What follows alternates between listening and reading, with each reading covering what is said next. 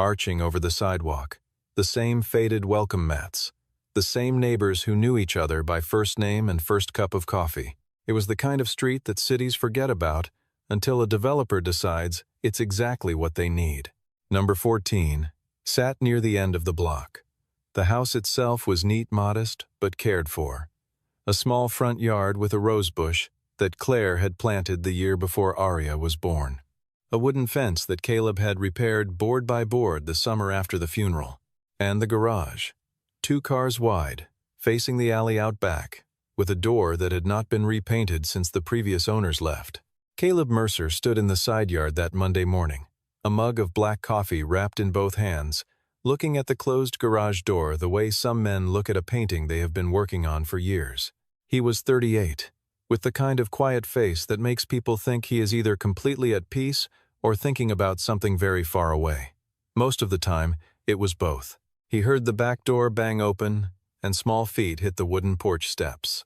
Aria came around the corner of the house in mismatched socks, her dark hair uncombed, one arm wrapped around cotton, the stuffed rabbit whose left ear had been resewn 3 times. She stopped beside her father, looked up at him, then looked at the garage. "Are you going in today?" she asked. "After I drop you off," he said. She nodded slowly, the way she always did when she was deciding whether to ask a follow-up question. Then, "Are you almost done?" Caleb looked down at her. He smiled, not a broad smile, just the small kind that lived at one corner of his mouth. "Getting there," he said. It was the same answer he had given her for 2 years. Aria had stopped pressing. She understood, in the way that children who have grown up too fast sometimes do, that there were things her father was allowed to keep to himself. By mid-morning, Diana Walsh had knocked on the front door. She was 62, lived 3 houses down, and had brought food to Caleb's door more times than either of them kept count of. That morning it was a loaf of banana bread, still warm.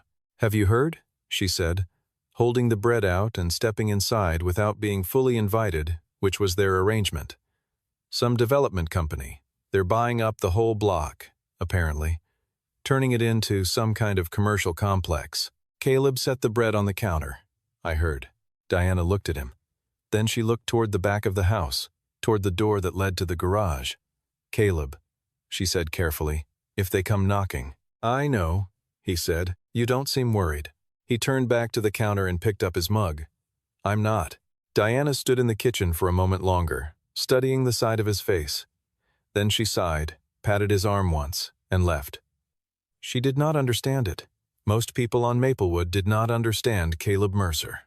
But Diana had long since decided that not understanding a person and trusting them were not mutually exclusive. 2 black SUVs arrived on Maplewood Street just after 3 in the afternoon, parking end to end at the top of the block, with the kind of coordinated precision that announced money before a single door opened. Evelyn Rhodes stepped out first. She was 36, with a face that had been described in business profiles as striking and in whispered conversations as intimidating, which were often the same thing depending on which side of a negotiating table you sat on. She wore a charcoal blazer over a pale blouse, her dark hair pinned up. She was already looking at her tablet before her heels touched the sidewalk. Behind her came Mason Thorne, 40 years old, hair combed back smooth, moving with the slightly too eager posture of a man who had spent a career being half a step behind someone more powerful than him and had learned to make that position feel like authority. He was the COO of Rhodes Development Group, and on a block like this, he moved like he already owned it. 4 of the 8 properties are signed, Mason said, walking alongside her. 2 more in discussion. That leaves the Hendersons at number 6. They're elderly. They'll come around in number 14. Evelyn did not respond. She was already looking ahead, cataloging. Number 14 is the problem, Mason continued. The owner won't take calls, won't respond to letters. We had 1 face-to-face attempt last month. He just said no and closed the door. They stopped at the low fence of number 14. The house looked fine, a little worn, but ordinary. The rosebush along the front walk, the repaired fence. Then Evelyn looked at the garage. The paint on the door had peeled away in long curling strips, exposing the gray metal underneath. A row of old motor oil containers was lined against the side wall. A set of rubber tires was stacked in the corner near the alley. A tarp, half-folded, lay across a wooden pallet. From the street, it had the look of a space that had been ignored for a long time. Caleb was crouched at the gate latch, adjusting the hinge with a screwdriver. He wore an old blue t-shirt and work jeans, and there was a faint trace of something dark on the back of his left hand, not grime, something more precise, like a mark left by careful work. Evelyn turned to Mason. When she spoke, she did not bother to lower her voice. "You call that a garage? It looks like a dump." Then she looked directly at Caleb, and her voice carried the particular tone of a person who had corrected 100 problems on 100 properties. "You should be aware that the deterioration of a single property brings down the assessed value of the entire surrounding block." Caleb stood up slowly. He turned and looked at her, not with the flash of anger she might have expected, not with the defensive tightening of someone who knew they were being insulted. He looked at her with a stillness that had nothing of submission in it. It was the stillness of a man who had already decided, long ago, that other people's first impressions were not his responsibility. He said quietly and without heat, "You haven't seen the inside." Then he turned and walked to his front door and went inside. Mason snorted softly. Evelyn said nothing. Behind the living room curtain, Arya stood on the couch cushion with Cotton tucked under her arm, watching. When her father came through the door, she asked, "Were those the people who want our house?" "Some of them," Caleb said. "What did the lady say?" "Something about the garage." Arya considered this. "She hasn't seen inside," she said. "No," he said. "She hasn't." Outside, Evelyn was already walking back toward the SUV, tablet in hand, running calculations on easements and acquisition timelines. But somewhere in the back of her mind, a single phrase had lodged itself and would not quite let go. "You haven't seen the inside." Mason returned alone the next morning. He dressed slightly more casually this time, no tie, collar open, which was his version of meeting people where they were. He had a proposal folder under one arm and the kind of smile that practiced itself in mirrors. Caleb answered the door in the same blue t-shirt. $220,000, Mason said, holding out the folder. "For the property and the lot. That is 50% above current assessed value, Mr. Mercer. Your neighbors thought that was quite reasonable." Caleb looked at the folder without touching it. "No, I understand it is a significant decision." "It is not," Caleb said. "No, is a short decision." Mason let the folder drop slightly. "Here is the practical reality. Every home on this block except yours has now been acquired or is in final negotiation. Within 6 months, construction on Meridian Square begins. You will be living next to a construction site. Your daughter will be fine," Caleb said. "Will grow up hearing jackhammers at 7 in the morning." Caleb leaned against the doorframe. He did not look angry. He looked the way a man looks at weather, aware of it, unbothered by it. "Thank you for the offer," he said. "Have a good morning." He closed the door. Mason stood on the porch for a moment, then turned and walked back to his car. On his way, he glanced once more at the garage. The peeling door, the stacked tires. He filed something away and drove off. That afternoon, Caleb picked Arya up from school. He could feel the looks from some of the other parents, the awkward glances that meant word had gotten around. A man named Gordon, who lived 2 blocks over, fell into step beside him at the gate. "They're offering good money, Caleb. I don't see what there is to hold out for." Caleb did not answer. He spotted Arya coming through the school doors, backpack bouncing, and raised his hand so she could find him in the crowd. On the walk home, Arya slipped her hand into his.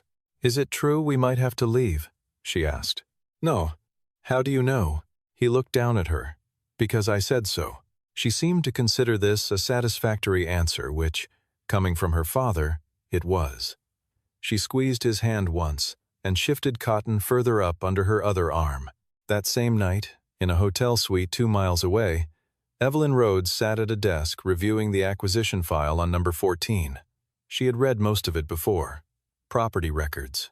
Mortgage history paid off entirely 4 years ago. Tax records current and clean. She turned to the employment section. Blank. Not incomplete. Blank. No employer of record for the past 9 years. No corporate affiliation. No business registration. Nothing. Self-employed, most likely, Mason had said earlier. Or insurance proceeds from the wife. Either way, It has no bearing on the acquisition." Evelyn had nodded. But she had not closed the file. She sat with it now, her reading glasses on, the cursor hovering over a search bar. The house was tidy. The man was composed. The garage looked like nothing. She closed the file, then opened it again. She had built a career on the premise that numbers did not lie. And the numbers in this file were telling her something was missing. Not wrong missing. There was a difference, and she had learned long ago to trust that distinction. Late that night, well after Arya had gone to bed, the light in the garage came on. A thin line of warm yellow pushed through the gap at the bottom of the iron door and fell across the concrete of the back alley. Inside, there were sounds, careful sounds, not the sounds of clutter being moved around, the soft scrape of a pencil on paper, the small, clean click of a measuring instrument finding its setting. A long exhale, the kind a man makes not from exhaustion but from satisfaction, the way a person breathes when something they have been building is finally starting to look like the thing they imagined. The light stayed on until well past midnight. Jackson Reed arrived on a Thursday afternoon in a dark green sedan that looked like it had spent most of its life in a corporate parking structure. He was 42, with the build of someone who had passed 20 years in engineering floors and conference rooms in roughly equal measure capable hands, sharp eyes, a posture that said he had delivered difficult news before and survived it. He and Caleb stood in the side yard. Jackson looked at the house, then at the garage, then back at Caleb. "You're still here," he said. "Still here," Caleb said. "I drove 4 hours. I appreciate it." Jackson rubbed the back of his neck. "Caleb, Harmon needs you, and I don't mean in the usual sense. They are standing at the edge of the largest licensing deal in the company's history, and the only person alive who understands the full architecture of what they're trying to finalize is you." Caleb held his coffee with both hands and said nothing. "Project Meridian," Jackson said. "The next generation chassis integration system. You designed the original prototype. You know every layer of it from the ground up. The team has been trying to reconstruct the foundation from the partial documentation you left behind, and they have lost 14 months and $22 million doing it. They have the files I gave them," Caleb said. Jackson looked at him steadily. "They have most of the files. The part that makes the whole thing actually work, the part you were still developing when you left, they do not have that." "A pause. It is in the garage," Jackson said. It was not a question. Caleb looked out toward the alley. "I left for a reason, Jackson. I know you did." Claire had been gone 3 months. Arya was 7 years old, and she had already lost her mother. She was not going to lose her father to a 70-hour work week. Jackson did not argue with that. He had the decency not to. "You are the best engineer I have ever worked with," he said quietly. "And I do not say that to pressure you. I say it because it is true, and I think you should hear it out loud once in a while." Caleb did not respond. He watched a sparrow land on the top of the fence and then leave again. The back door banged open. Arya came down the steps 2 at a time, stopped short when she saw the visitor, and looked him over with the frank assessment that only children and very experienced executives can pull off without embarrassment. "You're one of the people my dad used to work with," she said. Jackson crouched slightly to her level. "I am, Jackson Reed. Your dad and I worked together for a long time. Is he good at it?" "He is the best I have ever seen." Arya nodded once, as though this confirmed something she had already known, then turned and went back into the house to finish whatever she had been doing. Jackson watched her go, then looked back at Caleb with something that might have been understanding, or envy, or both. "I am not asking you to come back," Jackson said. "I am asking you to finish what you started. Licensing deal. $200 million. 6 weeks of your time." He picked up a folder he had rested against the fence post. "And Caleb, the patent is still in your name. All of it. You left before anyone thought to argue about it." He held out the folder. Caleb did not take it. "I will think about it," he said. Jackson set the folder on top of the fence post and walked back to his car. Before he opened the door, he turned once more. "The world should see what you have been building in there," he said. "Not for me, not for Harmon. Just because it is remarkable." Caleb listened to the car pull away. He stood alone in the side yard, holding his mug. Then he turned and looked at the garage door. The rust on the iron caught the afternoon light, and turned it a dull, quiet red. The accident happened on a Wednesday afternoon, 3 days after Jackson's visit. Evelyn's survey crew had been measuring the adjoining lot all morning, setting temporary scaffolding stakes along the property line. Just after 2 o'clock, a young technician lost his footing on the uneven ground and fell against a standing frame. The metal scaffold swung wide, came over the fence in a single lurching arc, and struck the side of the garage door with a sound like a gunshot. The impact rang through the neighborhood. Aria cried out from inside the house. Caleb was already moving. He came around the back at a run, checked on the technician, first shaken, not hurt, then turned to the garage. The door had buckled slightly inward on the lower right corner. He knelt down and checked the frame. Then he stood, unlocked the door, and pulled it open to check the interior. He had not planned for anyone to be standing behind him. But Evelyn was there. She had heard the impact from the street and come around the corner of the house at the same moment Caleb had. She was 3 steps behind him when the door swung open, and she saw everything. The light came first, a clean, steady wash of white LEDs mounted in 2 rows across the ceiling, illuminating a floor of polished concrete that held no stain, no crack, no sign of disorder. The air inside was cool and dry. There was no smell of rust or neglect. There was the faint, particular scent of machine oil and paper, and careful time the smell of a place where serious work had been happening for years. Against the left wall, 3 shapes sat in a row, each draped in a fitted gray cover. Caleb crossed to the nearest one and pulled the cover away in a single motion, the fabric falling in a clean fold to the floor. Beneath it was a 1966 Ford GT40 in Gulf livery, cobalt blue and orange. The paint so deep and exact that it looked like light was coming through it rather than reflecting off it. Every surface was original. Every trim piece aligned to a standard that had nothing to do with sentimentality and everything to do with mastery. The second cover came off, a 1970 1 Ferrari 365 GTB Daytona in deep Rosso Chiaro, the side mirrors still carrying the original factory adhesive under the chrome. The kind of car that auction houses spoke about in careful, hushed voices and then set records. The third car Caleb left covered. He stepped back, but Evelyn was already looking past the cars. Along the right wall was a workbench that stretched nearly the full length of the garage. On it, weighted down at the corners with steel blocks, lay sheets of technical drawings, not digital prints, but hand-rendered diagrams in graphite pencil, dense with dimension lines and section notations and the kind of marginal calculations that engineers write when they are working something out in real time. Above the bench, 2 monitors showed a 3-dimensional CAD model rotating slowly in a light gray field, a chassis system of extraordinary complexity, every joint and load path labeled in precise, unhurried notation.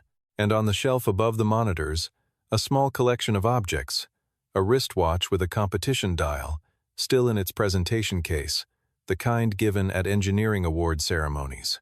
A framed photograph, a woman standing beside the GT40 before it had been restored, laughing, her hand flat on the car's roof as if measuring the height of her happiness. And pinned directly to the wall beside the frame, in green and purple crayon, a drawing of 2 stick figures, one tall and one very small, standing next to a yellow shape with 4 wheels. Underneath, in uneven block letters, Dad and Dad, making car. Caleb stood in the center of the garage. He did not try to explain. He did not list what the cars were worth or describe what the designs represented. He simply let the room speak. Evelyn stood at the threshold. She had walked into difficult rooms her entire career, boardrooms, arbitration hearings, properties that had been misrepresented in every direction. She had never felt quite like this. There was a physical sensation of recalibration, as though the internal appraisal instrument that had been running continuous assessment since she arrived on Maplewood Street had simply stopped. "This is yours," she said. It came out less like a question and more like someone finding the right word in a foreign language. "Has been," Caleb said, "from the beginning." Mason appeared at the edge of the doorway behind Evelyn. He looked in. His expression moved through several things in rapid sequence: surprise, calculation, the first flicker of something that might have been concern, and then settled on careful neutrality. "We should go," he said quietly to Evelyn. She did not move for another few seconds. Then she stepped back, and the heavy door swung slowly closed. Caleb stood alone in the garage. He looked once more at the photograph on the shelf.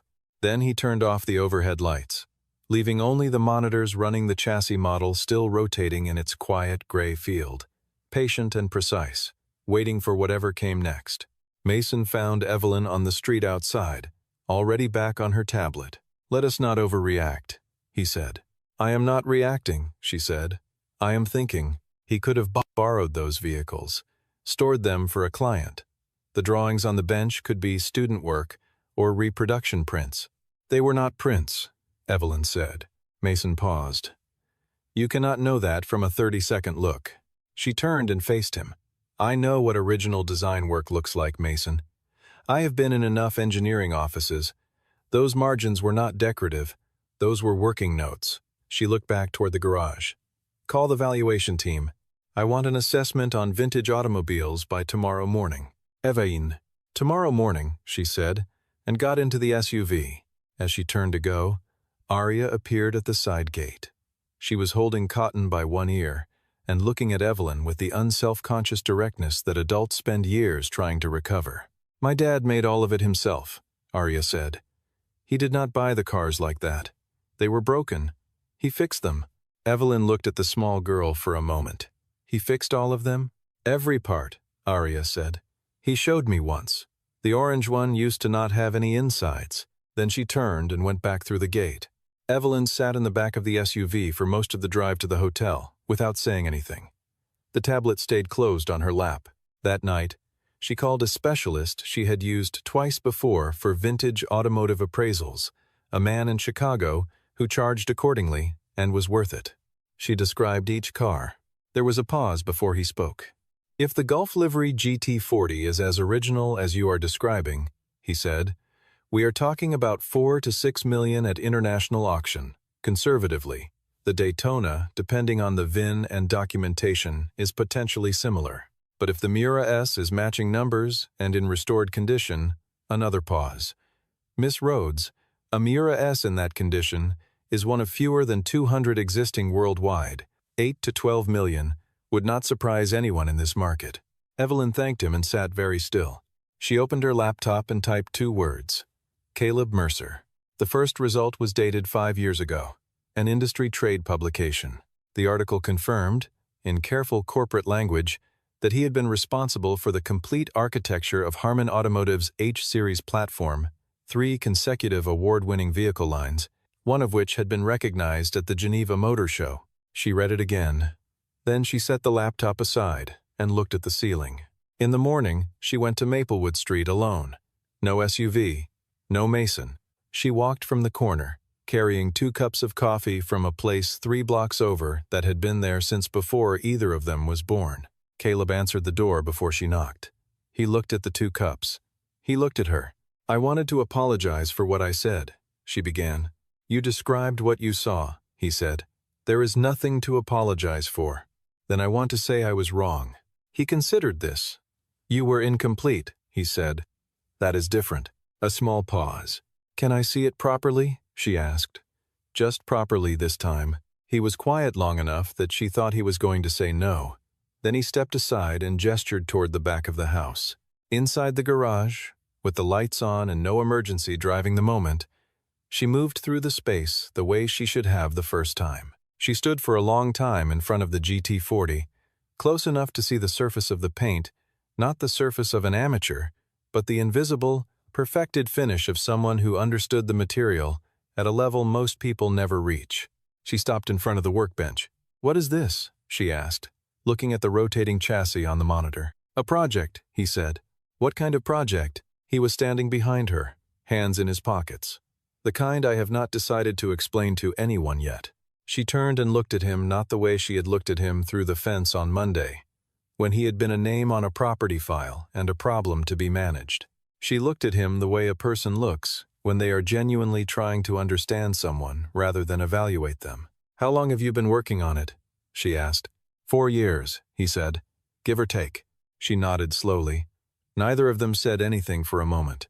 Outside, the maple trees moved in a light wind, and a car passed on the main road, and number 14 on Maplewood Street held its quiet the way it always had, like something that had been waiting patiently for the right person to finally ask the right question. Mason Thorne spent the evening after the garage incident doing the thing he did best, which was finding the angle no one else was looking at. He recognized the GT40. He knew enough about classic automobiles to understand the rough scale of what was sitting in that garage, and that changed the calculation entirely. If Caleb Mercer had assets of that magnitude, the property negotiation was not a simple holdout by a sentimental homeowner. There was a reason Caleb had never moved, never negotiated, never come to the table. There was leverage somewhere that Caleb was either sitting on or waiting to use. Mason spent 3 days on the phone with a legal firm his office had worked with before on intellectual property matters. What they found was this: the patent registrations on file under Caleb Mercer's name contained a set of confirmed applications, but there were 5 additional designs that appeared in Harman Automotive's internal R&D archives, designs developed during Caleb's employment for which the formal assignment paperwork had never been completed before he walked out. The legal theory was thin. Mason knew that, but thin was sometimes enough to delay, disrupt, and discourage. The letter arrived at number 14 on a Friday morning. A courier knocked, handed Caleb an envelope, and left without waiting.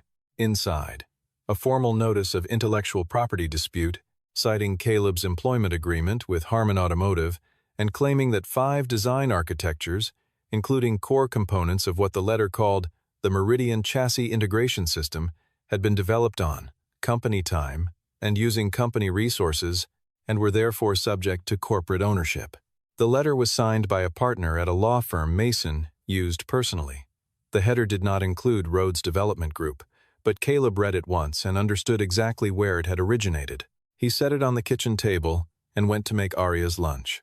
That evening, after Arya was in bed, Caleb sat at the kitchen table with a folder he had kept in a fireproof box in the hall closet since the year he left Harman. He opened it. Inside was a collection of documents organized with the deliberate precision of someone who had anticipated this conversation, if not this exact moment. He read through each one, not anxiously the way a person reviews material they already know, checking that nothing has changed, confirming that the ground beneath them is still solid. It was. He picked up his phone and called Jackson Reed for the first time. Jackson answered on the second ring. "Someone is trying to claim the Meridian designs," Caleb said. A brief silence. "Who?" "A law firm, acting on behalf of someone with a reason to want me off this property." "Caleb, are your filings complete? All of them?" "Every one, including the 5 that were in progress when I left. I filed them independently, 14 weeks after I resigned, under my name as private inventor. The applications are confirmed. The grants are issued." Jackson exhaled slowly. "Then, they have nothing." "I know. But I need Harman to say that out loud in a room." "Consider it done," Jackson said. The following morning, in the Rhodes Development temporary office at the hotel, Evelyn opened the shared inbox she and Mason both used for acquisition correspondence. She found an email from a legal partner she did not recognize, copied to Mason's personal address, outlining a strategy for what was described as accelerating the number 14 clearance via intellectual property leverage. She read the email twice. Then she closed her laptop, walked down the hall, and knocked on Mason's door with 3 deliberate knocks. He opened it. He saw her face. "My office," she said. Now, whatever he had been about to say, he did not say it. The meeting was held at the Harman Automotive Regional Legal Office, 11 floors up in a building 12 blocks from Maplewood Street. The room held a long table, 8 chairs, and the particular silence of a space where serious disputes get resolved. Jackson Reed arrived first and arranged his own documents before anyone else came in. 2 attorneys from Harman's legal division took seats along the right wall. A representative from the patent office, present as a neutral observer at Jackson's request, sat at the far end. Mason arrived with his own counsel, a sharp-faced man in a charcoal suit who had settled 3 intellectual property disputes in the past year. Evelyn sat across the table from Mason, separate from his side of the room, in a way that had not been discussed, but was unmistakable to everyone present. Caleb came last. He wore a white dress shirt with no tie, and he carried a leather briefcase that was old enough to have lost its shine. He took the chair at the center of the table and set the briefcase down without opening it. He looked at no one in particular. He did not appear to be preparing himself. He appeared to already be prepared. Mason's attorney opened the presentation. He was thorough and spoke quickly. The core argument was this: 5 design architectures attributed to Caleb Mercer had been created during his tenure at Harman Automotive, using Harman resources within Harman facilities. The employment agreement, which the attorney now circulated, contained a standard assignment clause: all inventions created during employment, using company time or resources, were the intellectual property of the corporation. The exit process had been irregular. No formal transfer documentation had been completed. The patent applications filed by Caleb after his departure were therefore subject to dispute. The attorney sat down. The room turned toward Caleb. He reached into the briefcase and removed a document folio dark blue, the kind professional services firms use for final deliveries. He opened it and placed 3 items on the table in sequence, working slowly and without drama. The first item was a set of patent grant certificates from the U.S. Patent and Trademark Office, 17 in total, each one marked with the confirmation seal and issue date, each one bearing the name Caleb Mercer as sole inventor. The 5 applications in question were included. Their filing dates, all within 90 days of his resignation, were printed clearly in the upper right corner of each certificate. The second item was a copy of his original employment contract with Harman Automotive, tabbed at a specific clause on page 9. Mason's attorney leaned forward. The standard assignment clause was there, but below it, in a separately negotiated rider that had been added at Caleb's request when the contract was first signed, was a second clause: inventions developed independently after the conclusion of employment, using private resources, were the sole property of the inventor, regardless of subject matter or prior conceptual relationship to company projects. Caleb had asked for that rider on his first day. No one had objected, because no one had expected him to ever need it. The third item was a single printed email. It was dated 3 years ago, addressed to Caleb, sent from the account of the Chief Executive Officer of Harman Automotive. The email acknowledged Caleb's independent ownership of the Meridian chassis integration designs and proposed a formal licensing conversation at his earliest convenience. The room was quiet. Jackson spoke from the far end of the table. For the record, Harman Automotive has never authorized any third party to initiate intellectual property proceedings against Caleb Mercer on our behalf. We have no claim. We never had a claim. We have been attempting, for 3 years, to negotiate a licensing agreement with Mr. Mercer, which is the appropriate and only process. He looked at Mason when he said the last sentence. Mason said nothing. His attorney made a note on a legal pad and then stopped writing. Evelyn had not moved for the duration of the presentation. She looked at the 3 documents in the center of the table. She looked at Mason. Then she looked at Caleb. Caleb gathered the documents back into the folio, closed the briefcase, and stood. He buttoned the top button of his shirt. "I came here once," he said. His voice was level and without any performative weight. "I am not interested in extended proceedings. I have work to do." He picked up the briefcase. At the door, he paused, not for effect, but because he had one more thing to say, and he preferred to say it facing the room. "I have never kept anything from anyone who was entitled to it," he said. "I just never believed that loudness was proof of ownership." Then he left. Behind him, the room exhaled.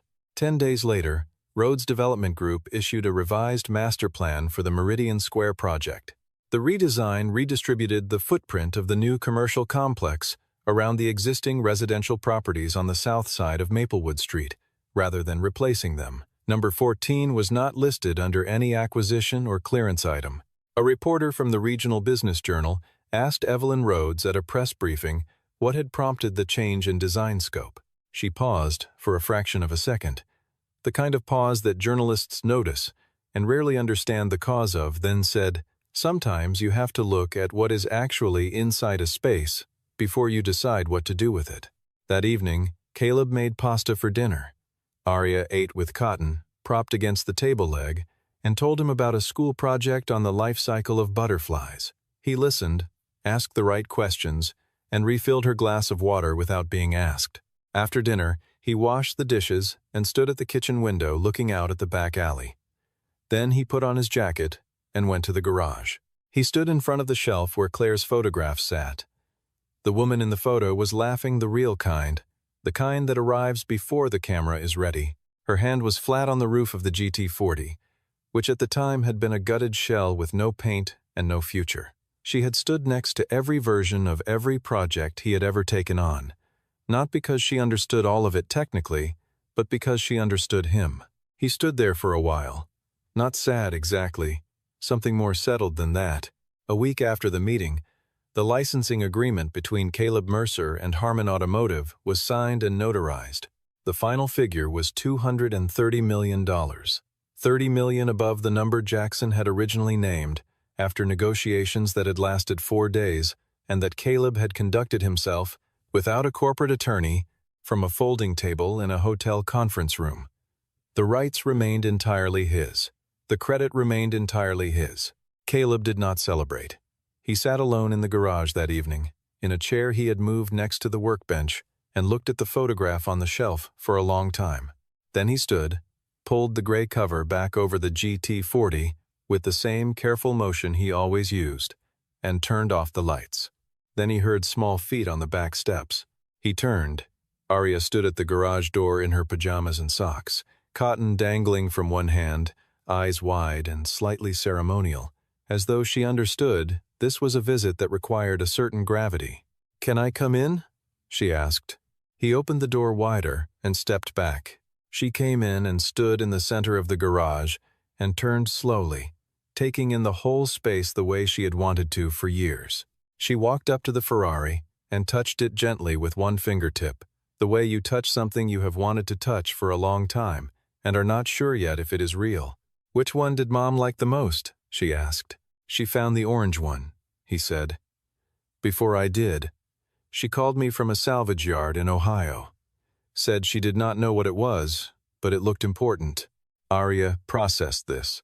Then she moved to the shelf and looked at the photograph. She leaned into her father's arm. "I think she would have liked seeing it finished," Arya said. "I think so too," he said. On the Saturday morning that followed, Evelyn Rhodes appeared at number 14 without calling ahead. She was in jeans and a lightweight jacket, and she was carrying 2 cups of coffee from the same place 3 blocks over. Caleb came to the door, looked at the cups, and said nothing for a moment. Then he pushed the screen door open. They sat on the front steps. The maple trees along Maplewood Street were beginning to show the first pale green of new leaves. A dog barked somewhere and then went quiet. It was the kind of morning that had nothing to prove. "I owe you more than an apology," Evelyn said. "You do not owe me anything," he said. "You did what made sense with the information you had." She held her cup in both hands. "What comes next for you?" He looked out at the street, at the maple trees, at the fence he had rebuilt board by board. "I have been thinking about a new project," he said. "Something I have not been willing to start alone." She turned to look at him. "Tell me about it," she said. Inside the garage, the monitors were still running the chassis model rotating in its quiet light. Patient as always,